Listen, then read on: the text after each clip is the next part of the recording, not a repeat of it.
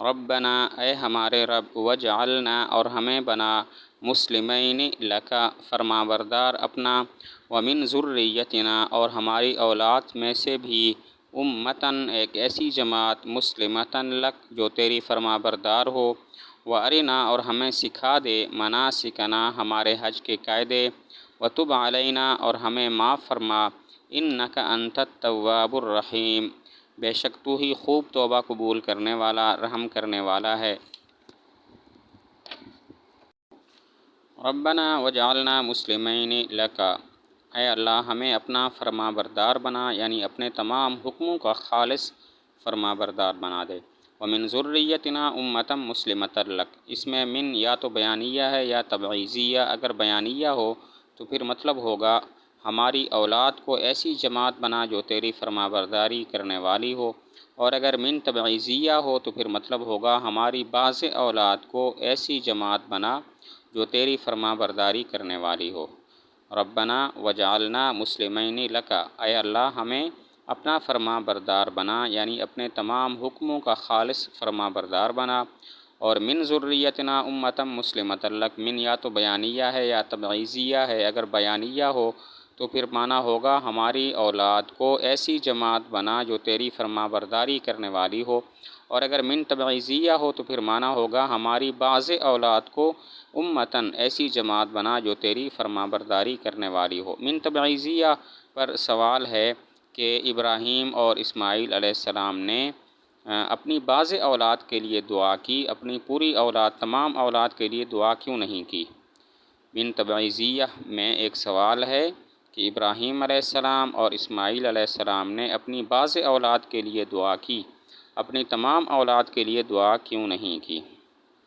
جواب یہ ہے، معلوم ہو چکا تھا کہ بعض ان میں سے کافر بھی ہوں گے، اس لیے ان کے لیے دعا نہیں کی۔ جواب یہ ہے کہ ان کو معلوم ہو چکا تھا کہ بعض اولاد میں سے کچھ لوگ کافر بھی ہوں گے، اسی لیے تمام اولاد کے لیے دعا نہیں کی۔ وَأَرِنَا مَنَاسِكَنَا اور ہمیں سکھا دے ہمارے حج کے ارکان۔ مناسک منسک کی جمع ہے، اور منسک نسکن سے ہے بمعنی کلفت اور مشقت۔ حج کے ارکان میں بھی خوب مشقت ہوتی ہے، اسی وجہ سے ان کو مناسک کہتے ہیں۔ وَأَرِنَا مَنَاسِكَنَا ہمیں ہمارے حج کے ارکان، حج کے احکام سکھا دے۔ یہ منسک کی جمع ہے اور یہ نسکن سے ماخوذ ہے بمعنی مشقت، چونکہ حج کے ارکان میں بھی اکثر مشقت ہوتی ہے، اسی لیے ان کو مناسک کہتے ہیں۔ وَتُبْ عَلَيْنَا اور ہمیں معاف کیجئے، ہماری توبہ قبول کیجئے، ہمیں معاف کیجئے۔ سوال ہوتا ہے کہ ابراہیم علیہ السلام اور اسماعیل علیہ السلام پیغمبر ہونے کی وجہ سے گناہوں سے معصوم تھے، پھر توبہ قبول کرنے کی دعا اور معاف کرنے کی دعا کیسے؟ سوال ہوتا ہے ابراہیم علیہ السلام اور اسماعیل علیہ السلام پیغمبر ہونے کی وجہ سے معصوم تھے، گناہوں تھے، پھر توبہ قبول کرنے کی دعا اور معافی کی دعا کیسے ہے؟ تو جواب یہ ہے کہ یہ دعا انہوں نے کی بطور تواضع اور امت کی تعلیم کے لیے۔ جواب یہ ہے، یہ دعا انہوں نے کی تواضع کی خاطر اور امت کی تعلیم کی خاطر۔ انک انت التواب الرحیم بے شک تو ہی خوب توبہ قبول کرنے والا، رحم کرنے والا ہے، یعنی اس کے لیے جو تیری طرف رجوع کرتا ہے۔ ربنا وابعث فیہم اے ہمارے رب اور ان میں بھیج، رسولا منہم ایک رسول انہی میں سے، یتلو علیہم جو ان پر پڑھے، آیاتک تیری آیتیں، ویعلمہم اور ان کو سکھائے، الکتاب والحکمت کتاب اور حکمت، ویزکیہم اور ان کو پاک کرے، انک انت العزیز الحکیم بے شک تو ہی ہے غالب حکمت والا۔ ربنا وابعث فیہم رسولا منہم یہ دعا کی کہ ان میں ایک رسول بھیج جو انہی میں سے ہو۔ اللہ تعالیٰ نے ابراہیم علیہ السلام کی یہ دعا بھی قبول فرمائی، چنانچہ حضور صلی اللہ علیہ وسلم کو اپنی رحمت کاملہ سے نبی بنا کر بھیجا۔ یا اللہ ان میں ایک رسول بھیج منہم جو انہی میں سے ہو۔ چنانچہ یہ دعا بھی قبول ہوئی اور حضور صلی اللہ علیہ وسلم کو اللہ تعالیٰ نے اپنی رحمت کاملہ سے نبی بنا کر بھیجا۔ یتلو علیہم آیاتک جو ان پر تیری آیتیں پڑھے، یعنی توحید اور نبوت کی آیات پڑھ کر سنائے، وَيُعَلِّمُهُمُ الْكِتَابَ وَالْحِکْمَةَ اور ان کو تعلیم دے کتاب کی، والحکمہ اور حکمت کی۔ حکمت سے کیا مراد ہے؟ چند قول ہیں۔ نمبر 1 معارف و احکام، نمبر 2 سنت، نمبر 3 فقہ۔ یتلو علیہم آیاتک جو ان پر تیری آیتیں پڑھ کر سنائے، یعنی توحید اور نبوت کی آیات ان کو پڑھ کر سنائے، وَيُعَلِّمُهُمُ الْكِتَابَ اور ان کو تعلیم دے کتاب کی، والحکمت اور حکمت کی۔ حکمت سے کیا مراد ہے؟ چند قول ہیں۔ نمبر 1 معارف و احکام، نمبر 2 سنت، نمبر 3 فقہ۔ وَيُزَكِّيهِمْ اور ان کو پاک صاف کر دے، کیا مراد ہے؟ اس میں 2 قول ہیں۔ نمبر 1 ان کو شرک اور گناہوں سے پاک کر دے، اور نمبر 2 ان سے ان کے مالوں کی زکوٰۃ لے۔ وَيُزَكِّيهِمْ ان کو پاک کر دے، کیا مراد ہے؟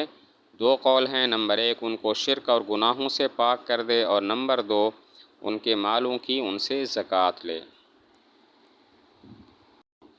اِنَّکَ أَنْتَ الْعَزِیزُ الْحَکِیم بے شک تو ہی غالب حکمت والا ہے۔ عزیز سے کا کیا مطلب ہے؟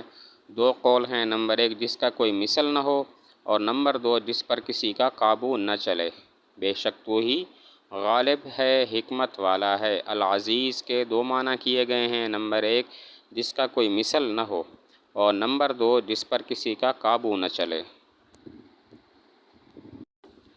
وَمَن يَرْغَبُ اور کون ہے جو پھرے عن ملت ابراہیم ابراہیم علیہ السلام کے مذہب سے، الا مگر وہ من سفیہ نفسہ جس نے احمق بنایا اپنے آپ کو، وَلَقَدِ اصْطَفَيْنَاهُ فِي الدُّنْيَا اور البتہ تحقیق ہم نے اس کو چن لیا دنیا میں، وَإِنَّهُ فِي الْآخِرَةِ اور بے شک وہ آخرت میں، لَمِنَ الصَّالِحِينَ نیکوں میں سے ہے۔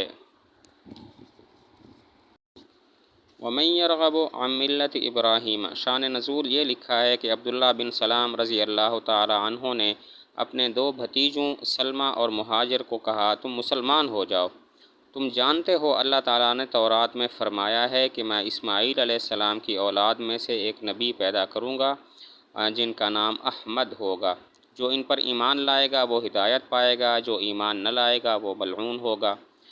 سلمہ تو چچا کی یہ نصیحت سن کر مسلمان ہو گیا، لیکن مہاجر نے صاف انکار کر دیا۔ اس پر یہ آیت نازل ہوئی وَمَن يَرْغَبُ عن ملت عبداللہ بن سلام رضی اللہ تعالیٰ عنہ کے 2 بھتیجے تھے سلمہ اور مہاجر۔ ان کو کہا کہ تم مسلمان ہو جاؤ، تم جانتے ہو اللہ تعالیٰ نے تورات میں فرمایا ہے کہ میں اسماعیل علیہ السلام کی اولاد میں سے ایک نبی پیدا کروں گا اور ان کا نام احمد ہوگا، جو ایمان لائے گا وہ ہدایت پائے گا، جو ایمان نہ لائے گا وہ ملعون ہوگا۔